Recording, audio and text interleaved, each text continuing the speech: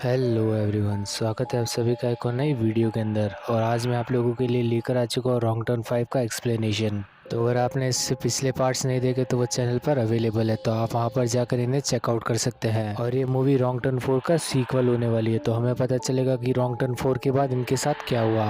और वीडियो शुरू करने से पहले मेरी आप लोगों से एक ही रिक्वेस्ट है कि अगर आपने इस चैनल को सब्सक्राइब नहीं किया तो आप इसे सब्सक्राइब कर लें, ताकि मुझे वीडियो बनाने का मोटिवेशन मिलता रहे और मैं आप लोगों के लिए इसी टाइप का क्वालिटी कंटेंट लाता रहूं। तो मूवी की शुरुआत होती है 2003 के वेस्ट वर्जीनिया से।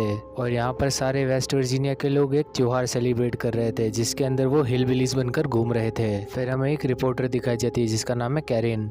कैरिन यहाँ पर उसी त्योहार की न्यूज़ रिपोर्टिंग कर रही थी। और हमें बताया जाता है कि 1817 के अंदर काफ़ी सारे हिलबिलीज ने शहर के लोगों को मार दिया था। और अचानक से शहर की काफ़ी बड़ी पॉपुलेशन गायब हो चुकी थी, क्योंकि उन सभी हिलबिलीज ने उन सभी लोगों को कच्चा चबा लिया था। और उसी दिन को मानते हुए आज का ये त्योहार सेलिब्रेट किया जा रहा है, जहाँ पर काफ़ी ज़्यादा लोग कॉस्ट्यूम पहनकर इधर उधर घूम रहे हैं। अब यहाँ पर कैरी न्यूज़ कवर कर चुकी थी, जिस वजह से वो जंगल में जॉगिंग करने के लिए चली जाती है। और वो जॉगिंग कर ही रही थी कि उसके सामने सॉतूत आ जाता है। अब यहाँ पर कैरिन को कुछ भी समझ नहीं आ रहा होता, इसीलिए वो सोचने लग जाती कि कोई कॉस्ट्यूम पहनकर उसके साथ भद्दा सा मजाक कर रहा है। इसीलिए वो सबको मजाक समझने लग जाती है और कहती है कि नाइस कॉस्ट्यूम। और फिर वो आगे बढ़ जाती है और थोड़ा ही आगे बढ़ने पर उसके सामने आ जाता है वन आई। वो उसे भी यही कहती है कि नाइस कॉस्ट्यूम और आगे बढ़ जाती है। लेकिन आगे बढ़ते हुए उसके सामने थ्री फिंगर आ जाता है और वो उसे कहीं भी नहीं जाने दे रहा होता, जिस वजह से कैरिन को गुस्सा आ जाता है और वो थ्री फिंगर को अपनी उंगली दिखाने लगती है। लेकिन उसकी उंगली बचती ही नहीं,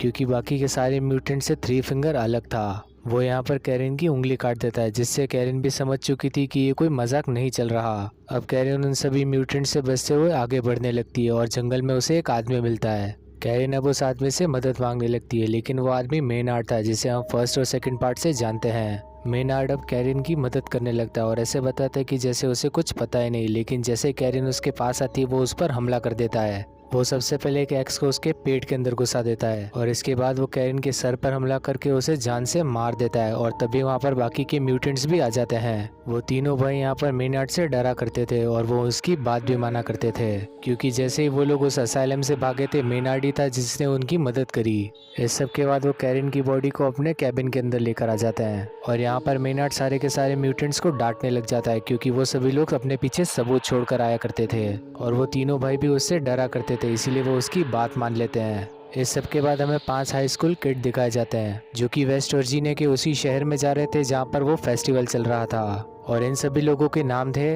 बिली, क्रूज, घस, लीटा और जूलियन। अब ये सभी लोग कार में मस्ती करने लग जाते हैं, जिस वजह से बिली का रास्ते से ध्यान हट जाता है। और जैसे ही उसकी नजर सड़क पर जाती है तो उसके सामने मेनार्ड खड़ा था और अब मेनार्ड को बचाने के चक्कर में बिली कार ठोक देता है। और यहाँ पर उनकी कार का पूरी तरह से काम तमाम हो चुका था। अब ये सभी लोग उस गाड़ी से बाहर निकलते ताकि वो सामने वाले को चेक कर सके। बिली यहाँ पर पूरी तरह से श्योर था कि उसने मेनार्ड को नहीं ठोका, लेकिन फिर ये सभी मिलकर उसके पास जाते हैं ताकि वो उसे चेक कर सके। लेकिन मेनार्ड अपना चाकू निकालकर बिली के हाथ में दे मारता है और इतना सब कुछ देखकर वो तीनों मेनार्ड को मारने लगते हैं काफी बुरी तरह से। और इतना सब वो म्यूटेंट भाई भी जंगल में छुपकर देख रहे थे। उन सभी लोगों का प्लान नहीं था कि वो उन पर हमला करेंगे, लेकिन तभी वहाँ पर पुलिस आ जाती है। शेरिफ एंजेला और डेप्यूटी बेक्स इन सभी लोगों को गिरफ्तार कर लेते हैं, क्योंकि ये सरेआम एक दूसरे से लड़ाई कर रहे थे। शेरिफ एंजेला इन सभी लोगों को उठाकर पुलिस स्टेशन लेकर चली जाती है, लेकिन वो डेप्यूटी को वहीं पर छोड़कर चली जाती है ताकि वो कार टो करने के लिए रुक सके।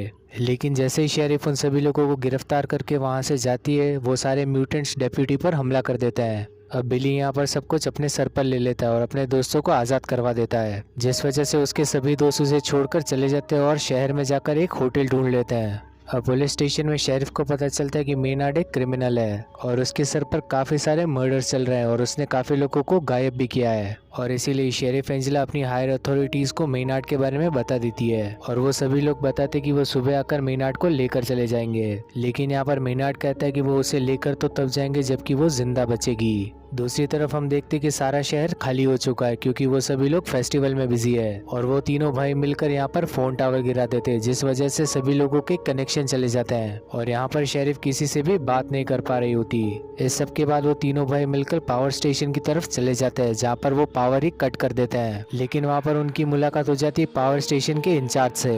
अब वो तीनों मिलकर उसे नंगी तारों पर फेंक देते हैं। जिस वजह से उस वर्कर की भी वहाँ पर मौत हो जाती है और वो तीनों भाई वहाँ पर हंसने लग जाते हैं। इस सब के बाद वो पावर डाउन करते थे जिस वजह से पूरे शहर की बिजली चली जाती है। अब शेरिफ एंजेला वॉकी टॉकी की मदद से बाकी के लोगों को अलर्ट करने लग जाती है, लेकिन बाकी के पुलिस वाले तो अपने ही काम में मस्त थे। पुलिस वाले उस त्योहार में कुछ ज्यादा ही बिजी थे और उन्हें अपनी ड्यूटी का कुछ भी अंदाजा नहीं था। दूसरी तरफ क्रूज बिली से मिलने के लिए पुलिस स्टेशन की तरफ बढ़ने लगती है, लेकिन रास्ते में उसकी मुलाकात हो जाती है थ्री फिंगर से। थ्री फिंगर यहाँ पर क्रूज को पकड़ लेता है और यहाँ पर उसका भी काम तमाम कर देता है।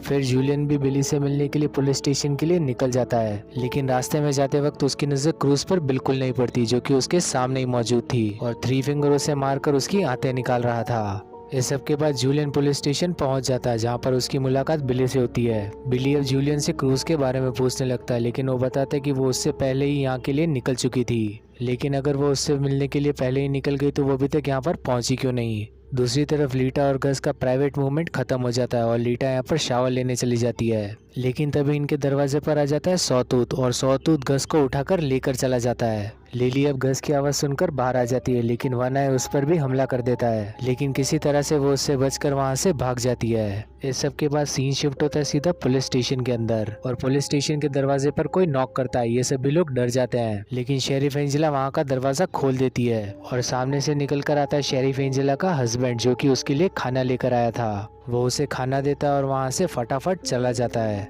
इस सब के बाद हमें गस दिखाया जाता है जिसकी टांगों की हालत बहुत ज्यादा बुरी थी क्योंकि उन तीनों भाइयों ने उसके पैरों पर मार मार कर उसके पैरों की हालत बिगाड़ दी थी। अब वो तीनों म्यूटेंट्स उसे गाड़ी में बिठा देते हैं और लाकर उसे पुलिस स्टेशन के बाहर फेंक देते हैं। अब गस यहाँ पर जोर जोर से मदद के लिए पुकारने लग जाता है। एंजेला उसकी हेल्प करने आती है, लेकिन वो तीनों म्यूटेंट्स उसके ऊपर कार चढ़ा देते हैं जिस वजह से उसकी मौत हो जाती है और ये सब कुछ एंजेला के सामने हो रहा था और वो ऐसा होते हुए कुछ नहीं कर पाती। अब वो तीनों म्यूटेंट्स वहाँ से भाग जाते हैं और शेरिफ एंजेला पुलिस स्टेशन के अंदर जाकर इन सभी लोगों को शॉटगन्स दे देती है ताकि अपने आप को बचा सके। बिली यहाँ पर क्रूज को ढूंढने जाना चाहता था, लेकिन वो उसे मना कर देती है। इस सब के बाद वो शेरिफ पास ही की एक दुकान में जाती है जहाँ पर जनरेटर मौजूद था। वो अब काफी संभलते हुए उस जनरेटर को ऑन कर देती है और यहाँ पर उसे एक रेडियो भी नजर आता है। वो उस रेडियो की मदद से किसी को कम्युनिकेट करने की कोशिश करने लगती है, लेकिन सामने वाला बंदा तो वीट फूंक कर हाई बैठा था। वो इस सब को किसी तरह का मजाक समझता है और उसे कट कर देता है और तभी पुलिस स्टेशन के दरवाजे पर कोई दस्तक देता है। वो लीटा थी, लेकिन मूस बिना कुछ सोचे समझे दरवाजे की तरफ शॉटगन से हमला कर देता है, लेकिन लीटा को गोली नहीं लगती, वो बच जाती है। गोली चलने की आवाज सुनकर शेरिफ भी पुलिस स्टेशन की तरफ आ जाती है।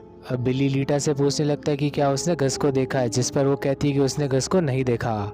अब बिली यहाँ पर क्रूज को ढूंढने निकल पड़ता है और कुछ ही दूर जाने पर उसे क्रूज की लाश मिल जाती है। क्रूज की लाश को देखकर बिली काफी ज्यादा दुखी हो जाता है और वो सड़क पर ही रोने लग जाता है और तभी इन सभी लोगों के सामने थ्री फिंगर आ जाता है। ये दोनों पागलों की तरह उसके पीछे भागने लगते हैं, लेकिन ये इन म्यूटेंट्स का एक ट्रैप था जिसके अंदर ये दोनों लोग फंस जाते हैं। अब वो म्यूटेंट्स इन दोनों को बेहोश कर देते हैं और जैसे इन दोनों को होश आता है तो ये अपने आप को एक गोल्फ फील्ड कहते हैं जहाँ पर बिली का सिर्फ जमीन से सर ही बाहर निकला हुआ था और उसी के पास जूलियन पड़ा था जिसका पैर चेन से बंधा हुआ था। ये लोग अब यहाँ से भागने की कोशिश करने लगते हैं, लेकिन तभी वहाँ पर थ्री फिंगर आ जाता है और यहाँ पर थ्री फिंगर एक स्नो ब्लोअर चला रहा था जिसे देखकर इन दोनों की फट जाती है। थ्री फिंगर सबसे पहले बिली का सर उड़ा देता है, इसके बाद वो जूलियन का काम भी तमाम कर देता है। जूलियन कहीं पर भाग नहीं सकता था और इसीलिए वो अपने पास मौत को आता देखता रहता है। पुलिस स्टेशन में शेरिफ को बाकी के लोगों की चिंता होने लग जाती है क्योंकि काफी देर बीत जाने के बाद भी वो अभी तक नहीं लौटे थे। फिर एंजेला मोस से कहती है कि उसे फेस्टिवल में जाकर मदद लानी होगी। वो उसे अपनी कार दे देती है और वो वहाँ से निकल पड़ता है, लेकिन रास्ते में बार वायर बिछे हुए थे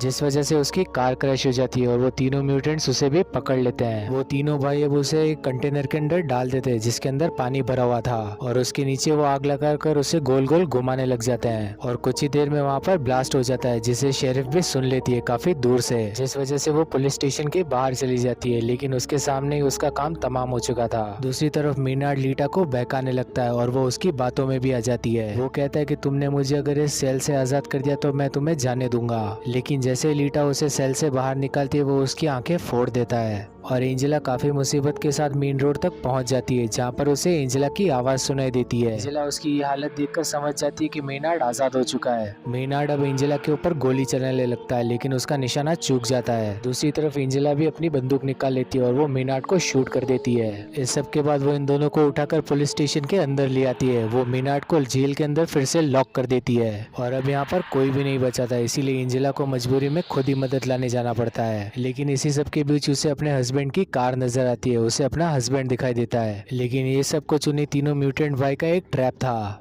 उन तीनों ने उसके हस्बैंड के सर पर एक चाकू लगाया हुआ था, जो कि वायर की मदद से सीधा अटैच्ड था मेन डोर से। अब एंजेला जल्दबाजी के चक्कर में दरवाजा खोल देती है और उसके हस्बैंड बीच में से आधा हो जाता है। और तभी थ्री फिंगर अपना खटारा ट्रक लेकर आ जाता है और उसकी कार के पीछे ठोक देता है।